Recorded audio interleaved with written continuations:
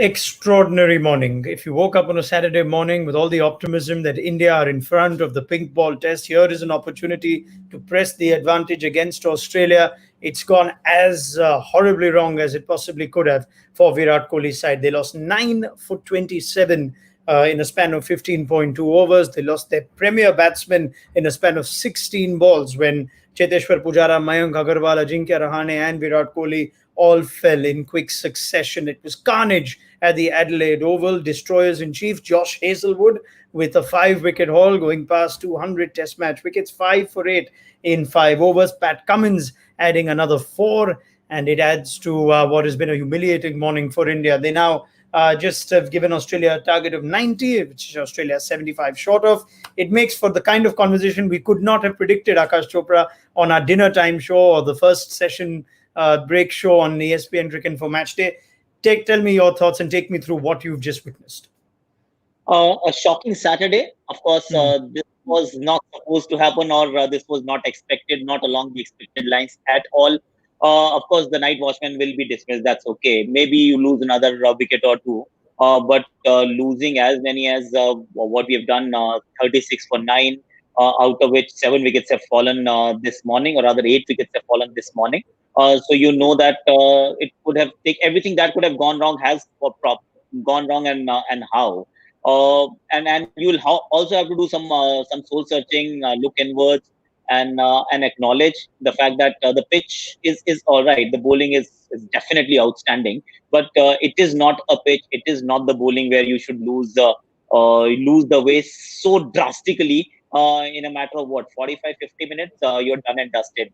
You can have a bad session, you can have a bad hour at the highest level, but it cannot be this bad, because if that's the case, it doesn't matter. You may have had actually a 100-run first innings lead, and you would still be actually staring at a defeat. So this is how poorly India has played in the first hour of the third day's play.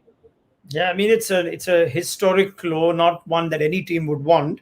That 42, which was India's lowest ever recorded innings score going back to 1974 against England at Lords, has now been bettered. Yes, it was 36 for 9 when Mohammad Shami was ruled retired, hurt. If they could have possibly declared at that time, maybe they would have avoided that stat. But I don't think that was on anyone's mind. Now you make an interesting point that it should not be this bad, right? So let's try and understand why. I can know that anybody can get a good ball and be dismissed. But from what you saw from the batsmen and the manner in which they were dismissed, who were the ones that would be saying, that was bad, that was indiscipline of me, and who are the ones that you just have to say, got a good one, can't do more? See, I think one guy who comes to my mind straight away is Cheteshwar Pujara. He would play the same ball in the identical fashion one more time, because he's seen the ball coming in with an angle, so he has played for the ball that is likely to come in. And Pat Cummins has got the ball to come in quite sharply. We've seen so far in this match itself. Prithvi Shaw will tell you that it does come in very sharply. Mayank Agarwal in the first innings would also tell you and vindicate that point. So Pujara was one delivery that in a sense was unplayable, because he did almost everything right. He could not have left it. It was to be played. It was so close to his body. It was almost on top of the three stumps. And then the ball deviates a little, and that's the deviation you want, or you don't want as a batsman. But that's all you need to get the outside edge. So that one delivery was nearly unplayable, impossible to negotiate. But when you look at Mayank Agarwal, as good a delivery as it was, the fact was that the line was still slightly outside of. The ball was still further away from him, which could have been left alone. Say if he was batting on 40, he could have left that ball alone. So if you were to put just things in perspective, because then you're far more comfortable. You know that you played Josh Hazelwood enough, and then now you're comfortable with the bounce and the pace and the lateral movement of the surface. But the two dismissals that will stand out, one is Ajinkya Rahane, because the front foot did not move at all. So it's not really a front foot. There is no movement. If there is no movement, you're stuck on the crease. It's just that it appears that you are on the front foot because you've transferred the weight on the left foot, but the left foot hasn't moved at all. It was actually a half volley, a nice half volley. Kohli could have driven that half volley, to be fair, because Kohli's stride has always been longer, and Rahane hasn't been that long. But you can't possibly negotiate a ball that's that full with no stride whatsoever. These are the kind of balls that force you to use your front leg. If you don't use that, a half volley becomes a wicket-taking delivery. It was full. It just darted away in the air and off the surface, good enough to take the outside edge. So Rahane will be questioning his dismissal, his response to that delivery, and now 2 in 2 innings, his front foot hasn't gone anywhere. First innings it was Mitchell Stark, second innings it was Josh Hazelwood, and now to just continue in the same thread or on the same thread, you'll find that Virat Kohli will be regretting as well, because that wasn't a wicket-taking delivery. Anything that's not within the three stumps, where you can easily leave the ball alone, you've flashed hard at it, and you've gone towards the ball with the hands. The front foot stride was still there to be seen. It is a fairly long front foot stride, but the ball was way too far from him, outside off, for him to actually take his leg closer to the ball, further than what he had already done. So there is a minor little chink in everybody's armor, and in his case, this is what has been exploited in the past. This is what the plan A is for Virat Kohli: just bowl really wide and then make him chase those deliveries. The only thing that can actually be playing on Virat Kohli's mind at that time was the fact that you're losing wickets. You've already lost entire top order. There's only Hanuma Vihari, and Hanuma Vihari is at the other end, who's had a bad first innings. It is his only third, fourth Test match in Australia. Very young at Test match level, and it's hard to follow with the who's not known for his batting at this level outside India, outside the subcontinent, especially in the SENA countries. So he may have actually thought that, I need to be aggressive, I need to play shots, I need to score runs, and ended up paying a huge price for it. I'm trying to think that, when panic triggers, or if panic triggers, when wickets fall in a heap, where the batsmen have their own way of trying to get out of it. Maybe Kohli's ways, play a couple of boundaries, and all of a sudden, you'd feel a little better. But I must ask you, as a batsman now, can panic trigger when this sort of thing happens? And what can you do? What are you expected to do to just try and settle things? Why is it that it's gotten so bad for India? See, panic triggers. There is no two ways about it, because you lose one, you say it's okay, it's just a night watchman. Then you lose the other. Then you lose one more, and suddenly you're 4 down. Of course, there is one of them is a night watchman, Jasprit Bumrah, but scoreboard is reading now 4 down, and you're not too far ahead in the game. You are ahead, but you're not completely out of the woods. And then one more falls. I think the loss of the fifth wicket, which was Ajinkya Rahane's, was when you knew that things have gone completely pear-shaped, and it needs a Herculean effort to crawl your way back into the game and make a match of it. But it happens so quickly, or rather, in this case, it happened so quickly that it is happening.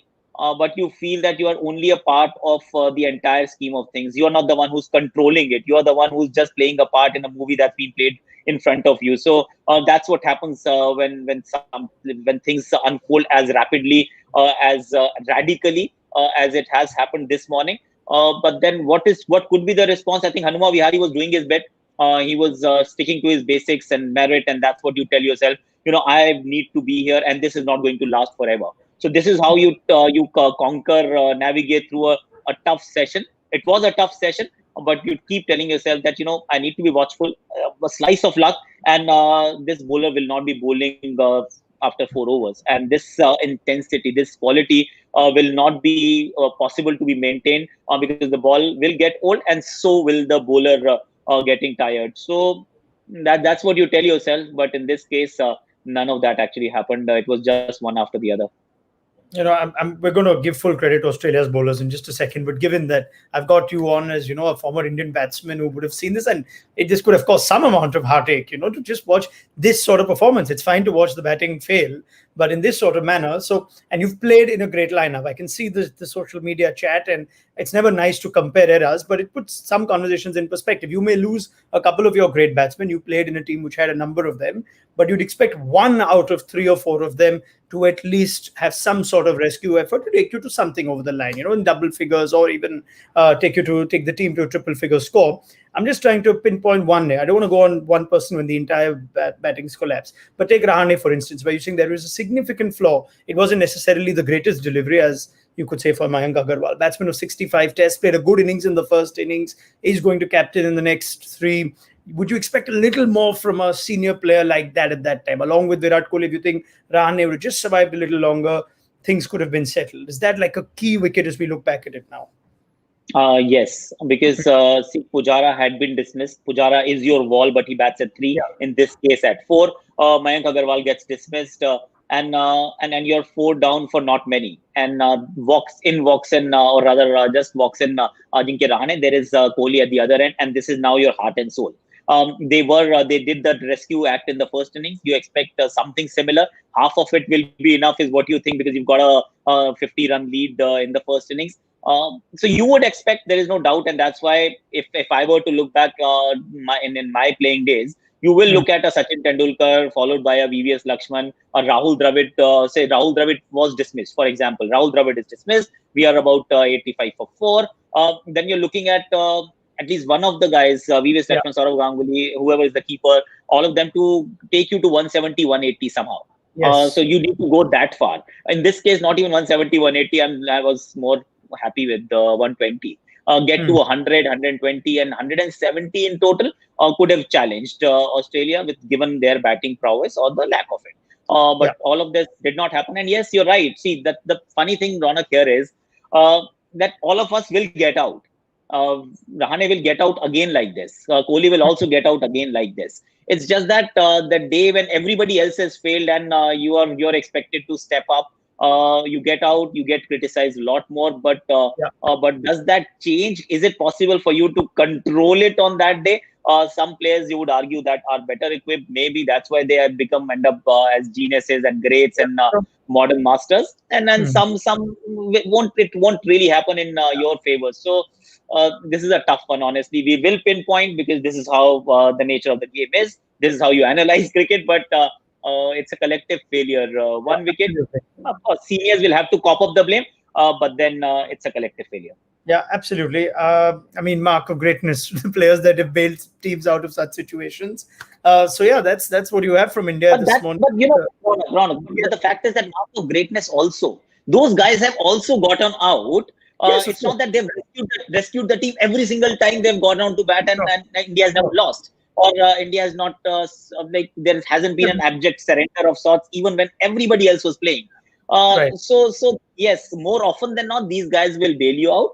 So it is down to the percentages. A lesser mortal would do it maybe 1 in 10 times when Yeah. the pressure is immense, and a greater player will do it say six times out of 10. But let's be fair, he's also going to fail 4 times. So yeah, No, that's the way it is. no, no, absolutely. I guess the reason we are we're extending this chat is maybe they would have rescued Team India and got them to 150, 120, which would still be considered a batting failure, which may still have resulted in the Test match loss. But the minute that goes down to 36, you're trying to wonder, why couldn't it be more? So I guess that's the thought of the fans at the moment, or the people watching Indian cricket, that they had a far better display of batting first in the first innings. Here was an opportunity when they were ahead, and it's been squandered in how. Now let's just give full credit to Australia's bowlers here. Josh Hazelwood, some of us surprised perhaps that Tim Payne didn't give him the new ball last evening, Akash, and he didn't take time. There were no looseners from Josh Hazelwood. First ball, he bowls an absolute peach to Mayank Agarwal and ends up with those returns, 5 for 8 in 5 overs. See, Just thoughts on Hazelwood. See, he is a phenomenal bowler, and that's what we've been talking.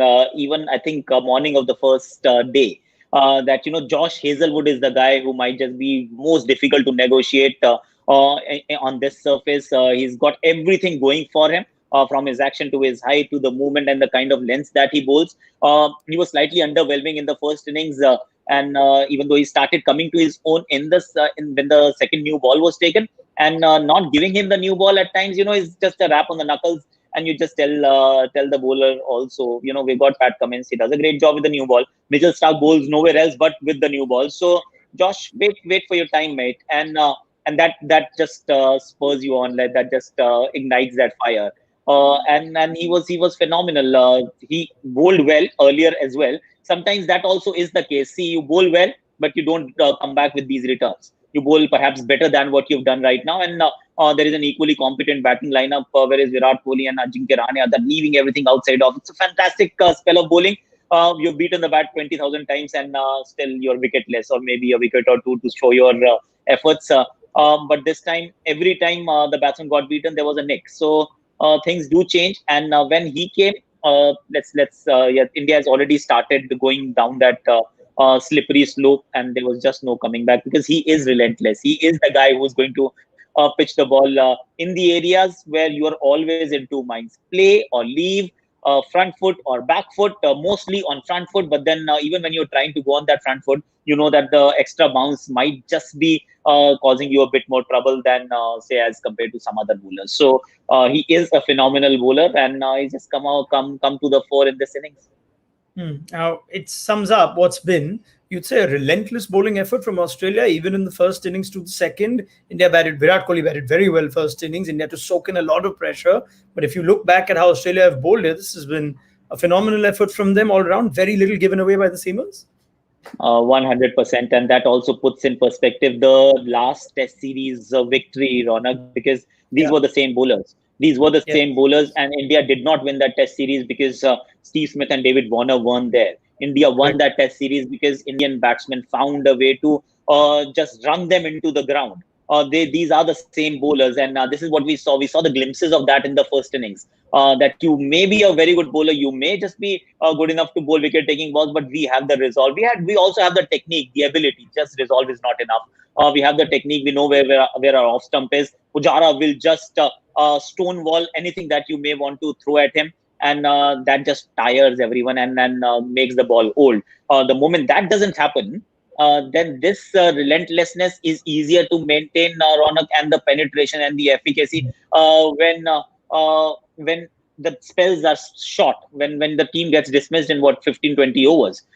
Then your tail is up, you're not tiring, you bowl a longer spell, you know that there is a wicket coming, and the end is nigh, that it's going to happen very soon.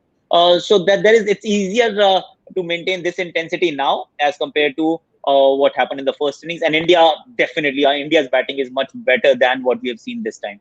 The other trend I'm seeing on cricket Twitter is looking at the pink ball test and seeing 15 wickets fall yesterday, 10 wickets, or rather 9 wickets falling in this session. So that's 24 and 6 wickets on day one. So 30 wickets falling in 7 sessions of play. And I did see some former cricketers and whatnot also put out, if the same thing would have happened in India or in the subcontinent, there would have been all sorts of hell on what sort of pitch is this. This is a dust bowl. This isn't good for cricket. If it happens in Adelaide or happens in a overseas test, it's not quite the same. Now, I have a different take on this, but I'd love to know what you make of it first. When 30 wickets fall in 7 sessions, do you start talking about the pitch at all?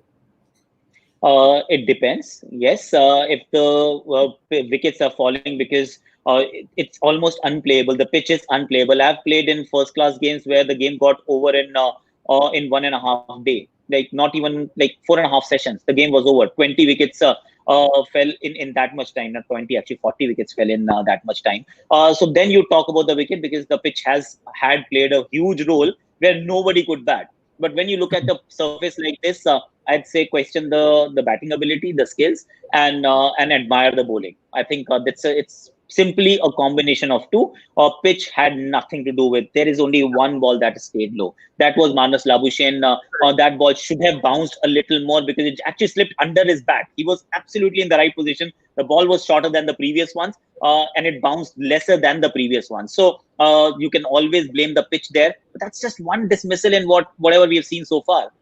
So pitch had no role to play, and drawing parallels or comparisons with what happens in the subcontinent, I think it's just not right. I know the English media, the overseas media sometimes just go bananas if something like this happened in India. But sometimes when it happens in India, there is another reason to it. It's like that pitch at Pune.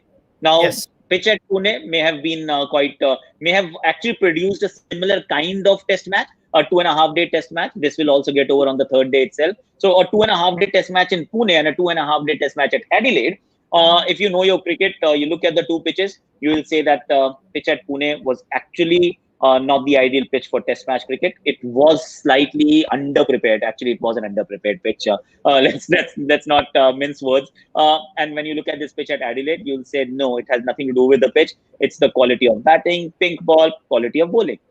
Simple as that. Exactly what I thought. Thank you very much, Akash Chopra. I guess we will reserve more conversation, and there will be after you'd think formalities are concluded, unless India can pull off something equally remarkable. There's still 75 more to get, which is twice as many as India managed to get this morning. So let's see how things go. There will be a detailed discussion on what sort of impact this could have for the rest of the test series. Keep an eye out for Mohammad Shami's latest injury news as well. That will be on the site as soon as we know more from the Indian team management. And of course, if you're missing the action, you woke up late on a Saturday expecting this to be a long day for India's batting, well, you could catch the clips and highlights of what you missed on espncricinfo.com and the mobile app if you're watching in the subcontinent. We'll be back with what looks very likely to be post-match analysis now and not a tea time chat show on ESPN Cricket for Match Day. Michael Hussey will join us as well from Adelaide. He's got the best view of the action along with Akash. So do join us then. Let's see if Australia can knock these 75 in the next session of play.